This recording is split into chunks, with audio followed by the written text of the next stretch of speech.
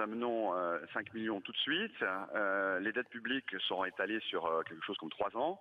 Et nous avons un projet extrêmement solide sur le plan financier qui permet de faire renaître le Sporting tout de suite pour le laisser en Ligue 2 le temps qu'il faudra pour continuer à payer ses dettes, continuer à honorer les dettes publiques et aussi faire renaître l'espoir avec une équipe dirigeante qui est complètement renouvelée. Les actionnaires d'aujourd'hui nous vendent, entre guillemets, le Sporting pour 1 euro symbolique. Oui. Et ce sont de nouvelles forces qui arrivent. Donc il y a beaucoup d'espoir. Tous ces espoirs sont entre les mains de la fédération aujourd'hui. Si j'ai bien compris, Pierre-Noël Luigi, vous, ce que vous dites, en gros, pour le SC Bastia, c'est la Ligue 2 ou c'est la mort du club, quoi?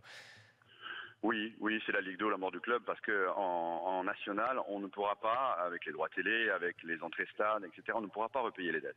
C'est strictement impossible. Donc il y a quelques semaines, le club était en Ligue 1. Demain, il est potentiellement complètement mort pour plusieurs années. Donc aujourd'hui, on a un vrai projet avec des entrepreneurs privés qui amènent de l'argent. On ne demande pas 1 euro d'argent public, on demande seulement à être autorisé à amener cet argent au club pour le sauver, le maintenir en Ligue 2 tout de suite et faire ce qu'il faudra dans les années à venir pour que Bastia reste, je dirais, dans le championnat.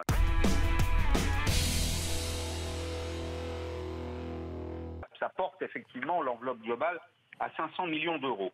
Si l'UEFA accepte de lisser cet investissement sur la période du contrat, sur les 5 années courantes, ça fait un investissement de 100 millions d'euros par an. Et à 100 millions d'euros par an, l'affaire devient plus jouable.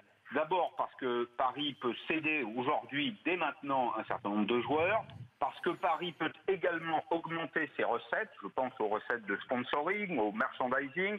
Je pense aussi aux nouvelles recettes des clubs de football qui sont liées à Internet, notamment les services payants sur Internet, les liens sponsorisés qui sont souvent sponsorisés par des tiers. Donc, si Paris venait à fournir un dossier complet avec un engagement de ses principaux sponsors, peut-être l'arrivée de nouveaux partenaires financiers, le développement des recettes de l'Internet, grâce notamment à Neymar. Neymar, c'est 78 millions d'abonnés sur Instagram. C'est considérable. C'est plus que n'importe quel club de football français. Oui, c'est 10 fois ou 15 fois plus que n'importe quel club de football français, et a priori, effectivement, le plus puissant.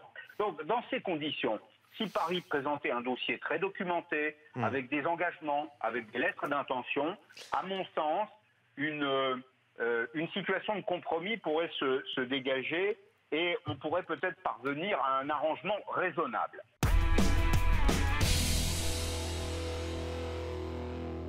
Ok, ils ont pris un maximum d'oseille, félicitations à eux, belle politique sportive et économique, mais là il ne faudrait pas aller beaucoup plus loin. On sait qu'il y en a encore parmi les joueurs qui sont extrêmement convoités, dont un que tout le monde connaît, et à des prix encore plus importants que ceux qu'on a cités à l'instant pour Mendy, Silva, mais là il faudrait que ça s'arrête parce qu'à un moment donné il y a un équilibre évidemment à trouver entre ce que tu peux encaisser et ce que tu peux conserver comme équilibre sportif, comme compétitivité par rapport à ton engagement en C1, parce qu'une fois que tu as touché les demi-finales, évidemment tu veux y retourner. Mais pour y retourner, tu as lâché Mendy, Silva, Bakayoko, voilà, tu gardes Mbappé, Falcao, c'est bien, tu as vendu Germain aussi, j'ai oublié, mais il faudrait pas trop te déshabiller.